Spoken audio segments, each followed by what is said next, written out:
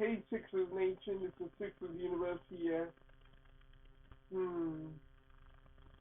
We came out of the draft. We heard something that the agency, well, actually, we heard that the agency is really right after the Daryl Morey press conference. So we'll get into the draft. We'll get into the whole situation and what are my thoughts on it.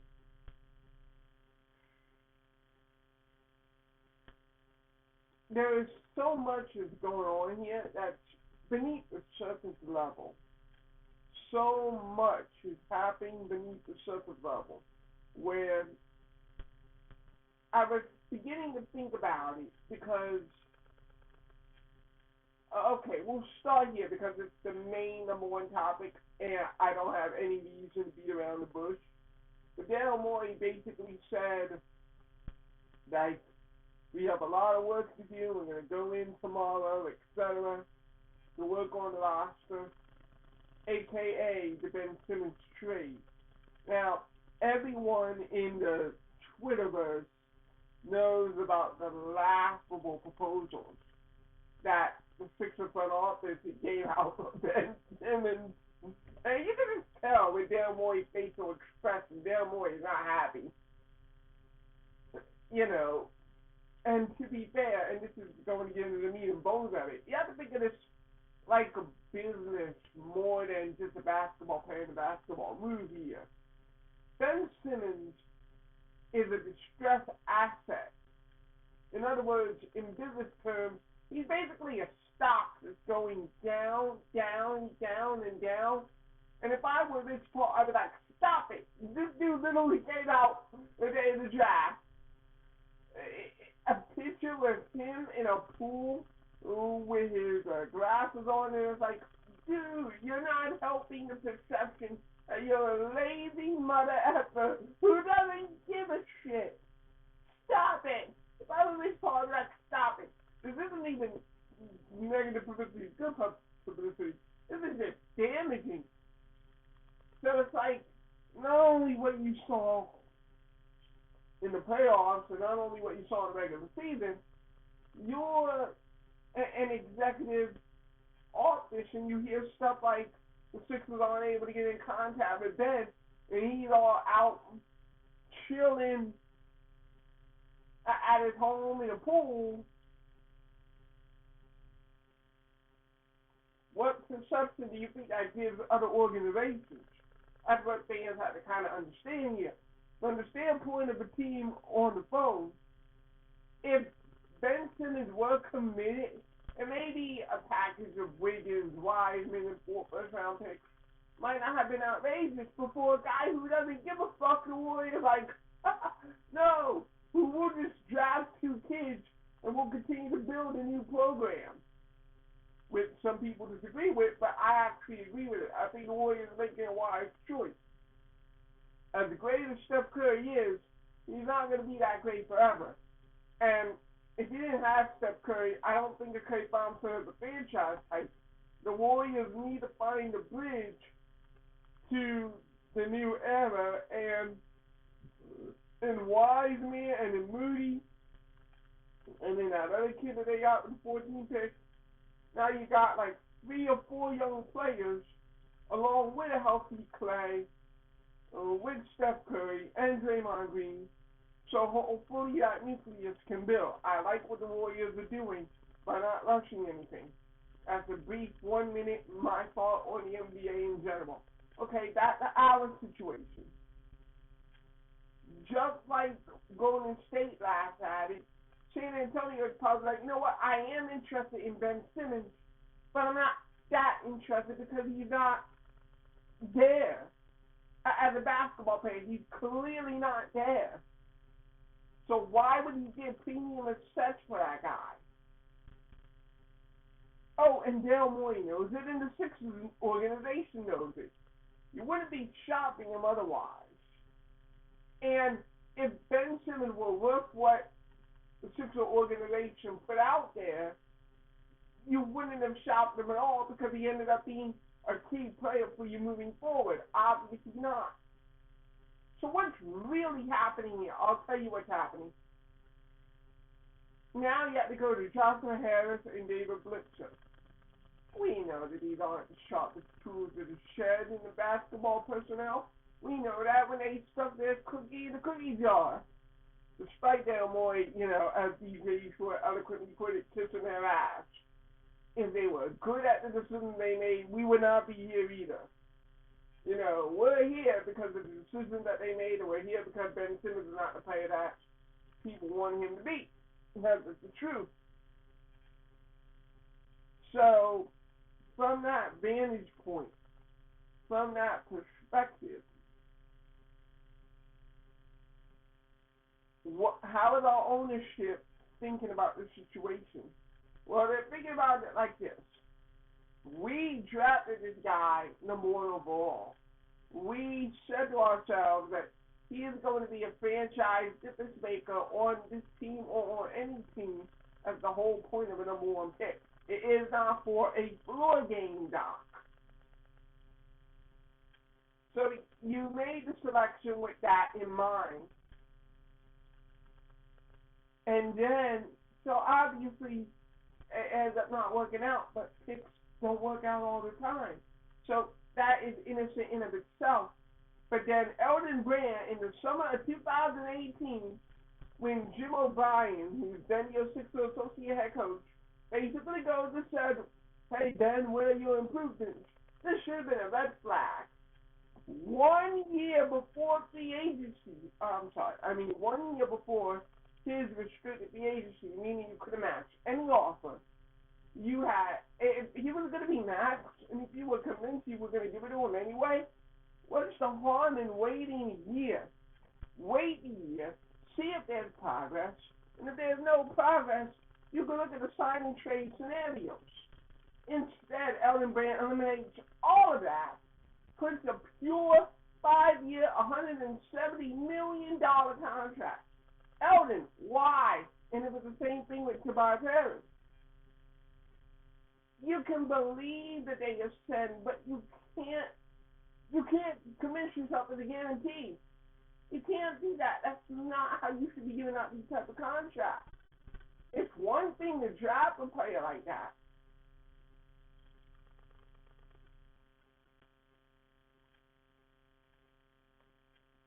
Sorry.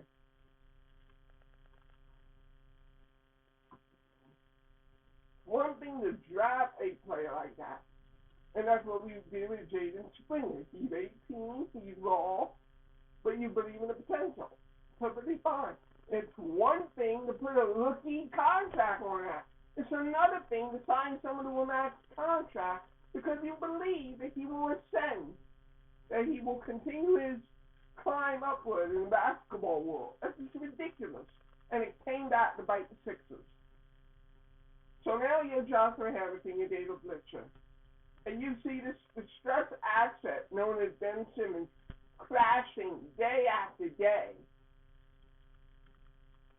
They're not thinking about this from a basketball perspective anymore. They're thinking about this from a, they are these stressed owners. This is what they do. They flip, they flop these things. This is what they've done their whole life. So, from that expertise, they know now's the time to flip Ben, but they don't just want to flip Ben. They want to flip Ben for the most that they can get. I've called it a mulligan from a franchise standpoint, from a basketball standpoint, in asking for a 4th round pick, Steve Schwab, all-star caliber player, etc. The Sixers are looking for a mulligan. They're looking for a do-over on the Ben Simmons contract. The problem is, no one's going to give him that. Ben's not that good. I'm not about to put 7 years of assets into Ben Simmons. Are you kidding me? 7 years being 4th round pick. I'm not putting all that in Ben Simmons. Come on now. Even Dale knows that that's ridiculous. I'm not putting in 4th round draft picks, technically a 5th round draft pick in the form of James Wiseman, Andrew Wiggins is a Ben for Wiggins. See, this is what upsets me about this philosophy, though. Golden State and Philadelphia, that could have been a good match if the prices were right. if Daryl Morey took away the two future firsts and been like, just give me something in 14 and Wiggins, he's probably Golden State Warrior. But Jonathan Harris and David Blisher want 110% return on Ben Simmons. And I want to warn the Sixer ownership. Not only is that not going to happen now, it's not going to happen 6 months from now, it's not going to happen a year from now, not probably going to happen for 2 years from now, unless Ben Simmons mentally takes a radically different shift in approach to the game of basketball than he has demonstrated to date in his NBA career. And you know, it's one of those things of, fool me once, shame on me. Fool me twice, shame on you. Fool me 3 times, it didn't happen. Everyone in the league knows Mr. Harris and Mr. Briscoe. Everyone knows. They know. They know it's a distressed effect. And now, because of your naivety, or perhaps incompetence, or both, and thinking that you were going to get a mulligan, now you basically clown the reputation of your general manager. Great job! And that was just totally botched on draft day. That was a complete and utter debacle. And when the rewards were coming out, you know, a day or 2 days before the draft, you were like, nah, no way. But the fact that it was actually real, oh man. It's basically that your general manager out there to dry. I'm just going to put it that way. Okay, so that's the Ben Simmons saga. What do I think is going to realistically happen? Okay, let's presume that they're business owners, and hopefully they realize that they're not going to get a mulligan. At some point, see, no one is going to want to deal with the Sixers, and this is probably the issue, which is why Daryl Morey said there was a lot of work to do, why Daryl Morey was tired. I don't think that Daryl Morey would honestly look for a mulligan unless he were asked for the higher brass to get a mulligan. Do you think that Daryl Morey truly overrates Ben Simmons? No, of course not. Daryl Morey's no idiot. I mean, from his time in Houston and the way that he was able to consistently build teams, and even when I step back at the draft, I'm going to get to the draft prospects in a second, what I like, what I didn't like, why I thought the way I thought, but Daryl Morey, if nothing else, is a good evaluator of value. Believe me, it's not as though the entire Twitter world sees Ben devaluing and Daryl Morey is like, shoot for the moon. Nah, this is coming from upstairs, not coming from Daryl. So what needs to happen, really, what's going to end up picking this up, is when Jonathan Harris and David Blisher recognize and feel, okay, what we did, we actually damaged our distressed asset even more. Now we're at a point where teams don't even want to talk to us because we are being unrealistic. The Sixers asking price is going to have to come down. It's going to have to come down. There's 2 ways that this can shape up for the Sixers. Either Ben Simmons, like I said, discovers a passion for the game that obviously has not existed up to this point, or the Sixers asking price comes down. Given the poor fit next to Joel Embiid, and given that Tyrese Maxey is a starting point guard, which you basically confessed to, the writing's on the wall for Ben Simmons of Philadelphia. So you might as well bring the asking price down. And I think that's what's going to happen. As you know, that Bradley Beal is not going to move from Washington. As you know, that Damian Lillard is not going to move from Portland. As this has become reality, I now believe that the Sixers organization, they're more going to come up to the owners and say, we can't get a mulligan. It's not possible. He's not that good. But we can still get 50 to 65% if you just let me. I can get an acceptable enough package of assets that we can move for a superstar if you let me. And I think that Jonathan Harris and David Blisher are going to eventually agree to that. They're going to eventually say, okay, we tried it our way, we tried a mulligan, and it just didn't work out. So, okay, You go now and get what you can from the marketplace. And that's what's going to happen. What that deal entitles, I do not know, but I do know where it likely could look like, to the extent of how you want to construct your roster. Daryl Morey is no idiot, like I said before, and this is especially true for a particular position. Small forward. I have been on record. The small forward situation is a fucking disaster. To the point where some fans are talking to me about Tyrese Maxey. You go and you look at his stats and you see that Tyrese Maxey is no different than a Robert Covington. It's like, oh my God, can we please already? Get me a wing scorer for the love of all that is holy. Stop forcing Joel Embiid to play with some 10 point per game wingman. Maybe he's lucky to hit 4 shots, but many games he'll hit 1 shot or 2 shots. Give Joel Embiid a weapon. Enough of the spot shooters. And it's to the point where it's like, it doesn't have to be a proven wing scorer. How about someone who is capable of it, the idea of it, the prospect of it?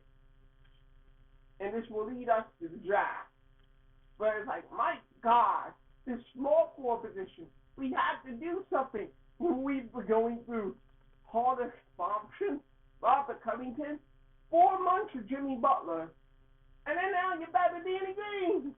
Enough. Get Joel Embiid a weapon. That is the second goal of this offseason after trading Ben Simmons. Get Joel Embiid a weapon. Because obviously in a game 7 loss to Atlanta, you don't have enough weapons. Get Joel Embiid a weapon. It's ridiculous. You shouldn't be asked to put up 40 points a game to win a basketball game. It's ridiculous. Get something for him. Please. It's hard to watch. It's hard to watch such a dominant basketball player not have weapons near him. The Nuggets are muddy. The Bucks went and got Drew Holiday, to be honest. It's our turn. We had Drew Holiday, someone on the perimeter. I'm sorry. Joel Embiid, someone on the perimeter to help him out. And I don't mean another 10-point a game forward. I mean someone who is a weapon. Okay, now we'll get to the draft.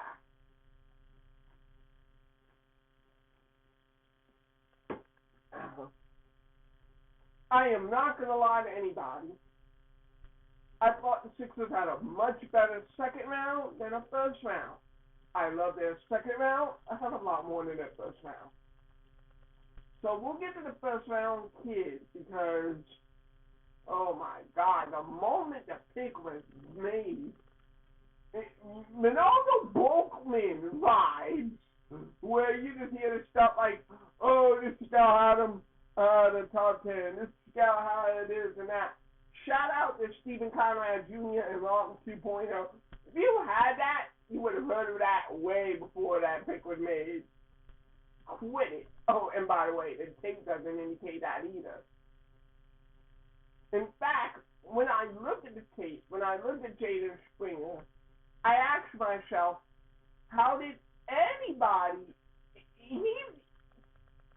Jaden Springer was picked right where he should be picked. I feel he's a second round type of talent myself. 28th. That's not the biggest problem is that Jaden Springer doesn't really do much for the Sixers right now. He is not a guard. Let's start here. He is not a guard. He has a 6'8" wingspan. He's 6'4". Jaden Springer is like almost every other perimeter player in this particular draft class, where it was like your game is a 2 or 3, but you have a small body for it. The only true wings in this draft by size were Cade Cunningham, the number 1 overall pick to the Detroit Pistons, and Corey Kispert. That was it. And Corey Kispert did not drop, by the way. I had Corey Kispert as a low-tier forward, too. So, you know that there really weren't many forwards in this draft. That's why many people criticize Isaiah Williams' pick by the Memphis Grizzlies. It's like, why? why move up for him? Obviously, the preferred target was going to be the kid that they picked at number 6, Josh Giddey, with the Oklahoma City Thunder. And quite frankly, I thought that was a reach myself, but I digress. So Springer is a part of this group of small wings who are big wingspans. But he's not a guard. And I say that because I had an initial knee-jerk reaction because, like DJ, like everyone else, I wanted Ben out of here yesterday because that's the best time to get a lot of assets, and to piss away those assets because you're shooting for the moon was just awful. So knee-jerk, I wasn't really a fan. Looking on game tape, I wouldn't have gone here. I don't like the player. I don't like the prospect. First off, his handles. His handles are an abomination. His handles are the weakest part of the game. I saw this guy. Let me put this in perspective. I'll get some tape out later. I saw this guy try to make a basic spin move, and oh my God, Jaleel Okafor vibes. How many spin moves did I see Jaden Springer try to make? And first of all, okay, you could dribble the ball away from your hip to kind of protect it, or you can dribble it close to your body where any defender can just poke it up. And yeah, you get it. The ball is too close to his body, it's an easy poke. And the upper body strength is more vertical than it is protecting the ball. This is a very turnover-prone player because his handles are worse than Shake Milton. And that says it all right there. This guy is not a guard. He is not a guard. I don't care what anyone says. His future in the NBA is not a guard unless he somehow revamps his handling ability seemingly overnight because his handles are atrocious. How bad are his handles? This kid averaged nearly 3 turnovers a game in 25 minutes. He is not only is he not an NBA guard, even in college terms, I haven't played a guy like that. You're only giving me 12 points. College, you need to squeeze out everything you can because it's a condensed game at the college level. You're only giving me 12 points. You're giving me 3 turnovers a game. Now, obviously, it's a Tennessee program. It is not, it's not Duke, it's not North Carolina, it's not Kentucky. So, obviously, you're able to play these type of minutes because you're playing on a program like Tennessee. You're not playing on the Kentucky. You're not playing on Duke. You're not playing on North Carolina. So, obviously, there's that. But, my God, this is not a guard. Jaden Springer is not a guard. His defense, okay, I'll put it like this. When we first made the pick, I didn't go and I watch a game, or I try to watch a game. I was so steamy mad at the first sign of a weakness. I was like, no, I can't do this. But that first weakness, I'll give you a comparison if you're going to stick him to guard. He's Patrick Beverly. The Sixers is drafted Patrick Beverly with the 28th overall pick. Just like Beverly, you're a very handsy defender, and because of that, you're going to get called for fouls. And that's a bit concerning. I don't mind that he's a good defender. Who would ever mind that you're good at defense? But the fact that you're handsy and that you're foul prone, as we know what we teach Bible, that doesn't necessarily mean you're going to be able to stay on the floor. Although in his case, in Springer's case, to stay on the floor, how about getting on the floor first? So let's address some of the things that are quote-unquote strengths. You hear a lot of people say, oh, he's a good finisher. There's a difference between being a good finisher in college and being a good finisher in the NBA. I see this guy, he does take and initiate contact, but he doesn't really go up strong. It's just, he's pushing into a thing, and college refs call it a foul. NBA refs are not going to call that a foul. So the 4 feet throws the game, that's greatly overstated. He doesn't draw contact particularly well at the next level. silly, it's overstated. He is not going to be a free throw drawer in the NBA. I promise you that. I also don't think he'll be a particularly good finisher. Unlike the Tyrese Maxey, he doesn't have verticality. And a matter of fact, from a guard position, there's the reason I said Patrick Beverly. I haven't seen a burst of speed or change of direction. Like I said, your hands are horrible. The guy is not going to be an effective attacker at the next level. Basically, if I were to sum that up, I don't think Jaden Springer has any offensive upside at all, despite being 18. He has to literally make a massive leap that I don't see him making. And then there's the jump shot. If you were to look at the stats, and it'd be like, oh my God, 43%. And then they broke it down to an average catch-and-shoot guy. And then you look at his mechanics. And his mechanics are, he has Alonzo Ball's shot. Now, he doesn't bring it over his head, but more his guide hand, the hand that he uses to hold the ball, his guide hand, it is so far away from the ball at release point that it looks like he's shooting the ball with one hand. Like, literally, a guide hand separates as he releases, and it's like, now, that's what's supposed to happen to an extent. Your guide hand should not be interfering with the shot release, but there's a difference between, like, let's say here, and then what that is. The guide hand is so far off from the ball right now, and it's like, it looks like you're literally shooting it one-handed. And yeah, it's a slow release. It's not really going to go in more of the times than not. He's not a shooter. That's Dale Moore trying to put big stick on a pig, but he is not a shooter at the next level. And when you combine his poor handles with his quirky mechanics, why? There were other players on the board. There were literally other players on the board who fit what you were looking for and were actually better and who performed better.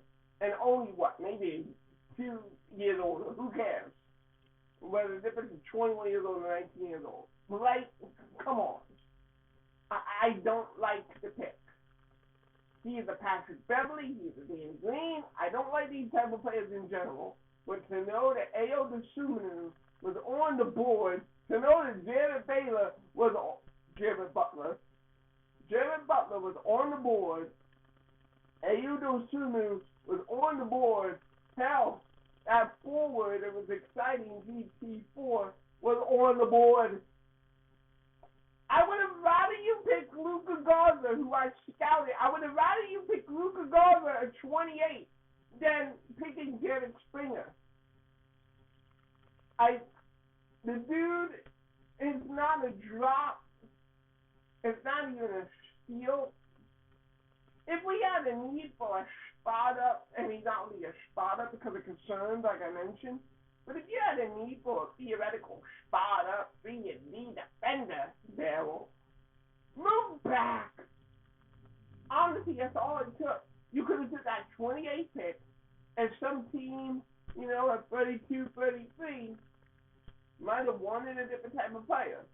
You could have moved back 4 spots. You could have picked Springer, picked Garza, and picked Sean Basie. You could have got all your guys. All you had to do was move back. Hey, come on. Jared Springer was not worth the first round pick, not even a 28, particularly for the team. If the 28 pick went somewhere else and Jared Springer was the pick, that team may have gotten a better value. But for us, that first round is just to be forgotten. I disagree with the pick. I'm not going to say that it's a bad player. It's just not what you need, not what you were looking for. Unless you're going to let go of Danny Green and Jared Springer will get the opportunity to fight for that Danny Green role. And that's about it. I'm sorry. I don't like the pick at all. I don't like that pick. Let's move on to the second round because that's where Daryl Morey actually got the Sixers some value. hearing Daryl Morey laugh about the two centers and knowing that the Sixers brought in Luka Garza, can I pound my horn a little bit? Although it wasn't really that hard. How was it that the National Player of the Year had gotten so disrespected by NBA evaluators? Good on the Pistons, by the way. They had a great draft. But how do you let that happen? Jahlil Okafor showed way less than Garza had in his college career. I have no idea. I literally have no idea. But it pained Del Hoyne and pained me too that Luka Garza was one pick ahead of us. But that being said, the Sixers fill their needs with players that I both like. Philip Petrusev, the international staff player. Before I knew Luka Garza existed, I was actually looking at Petrusev, and if there wasn't a Garza, you would have seen me put a video on Petrusev. They share a lot of the same strengths. Both of them are stretch five shooters. And Philip Petrusev is also a good post player, but I will say, I called Garza a white Embiid. I'm not going to go that high with Philip. He's more, high-end scale. Pal Casalis with the way he plays the post. I'm not going to go ahead and say that he's going to be Casalis. No, I'm not going to reach for the moon and say every second-round steal is that way.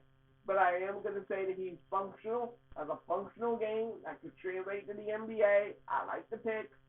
I feel like between Petrusev and Garza, he's like a level, 2 levels behind Garza, but it's still a very fine pick in that selection. It's a very good pick. The pick that might be more exciting and the better of the two big men is Charles Bassey. Charles Bassey is the guy I had in the first round. Just like I said, you could have picked Luka Garza at 28.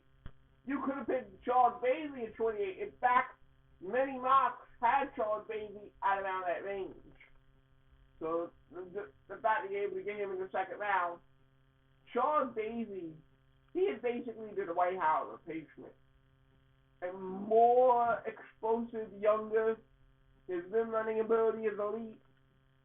And he shows some low post scoring potential. I look at Charles Bassey, and Charles Bassey is the Sixers' best player out of that whole entire draft haul. I'm not even going to lie, especially since Petrusev is going to still be overseas. Those two players, Bassey and Jaden, and I'm sorry, but I do not share the love of the C&D prototype. I don't think C&D is worth the first round grade. So I'm going to go with the 6'10", 265-pound beast running the floor. You know what? It's amazing. There are a little bit of shades of Giannis. I'm not saying he'll get there, but he reminds me a little bit of Giannis in terms of he is able to rim run, and he looks like he has some handling for the big man spot. If he can continue to harness that, Charles Bassey is the best player that you got. And that really sums up the draft in a nutshell. The Sixers are going to start Tyrese Maxey, and that is the big win.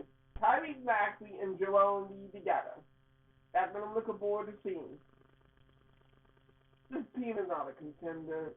After Atlanta, it'll never be a contender until the core radically changes. But I think the Tyrese Maxey at point guard is going to be a start of that. Whenever the Sixers trade Ben Saga, is going to be another start. This is going to take us some time. There are no quick fixes. There are no superstars coming.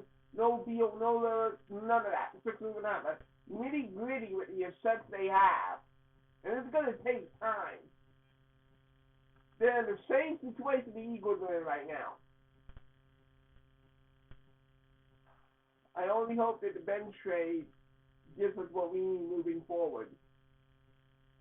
That was my thoughts on everything, what the ownership is doing, the draft, 10, the Maxey promotion is awesome. And I hope Jaden Springer proves me wrong. I really do. He's a part of the Sixer family now. And what I would say to him is there's a difference between Jaden Springer, the prospect, and Jaden Springer, the 76er. Enjoy your enjoy last night, enjoy this field. Jaden's thing of the prospect, I wasn't that high. Jaden's thing of the Sixer, I want you to have all the success in the world because your success is our success. I'm just saying that I have my eyes elsewhere. But you're a part of this family now, Jaden, and I'm rooting for you hard. Because God knows we need it. Six in universe. I'm out.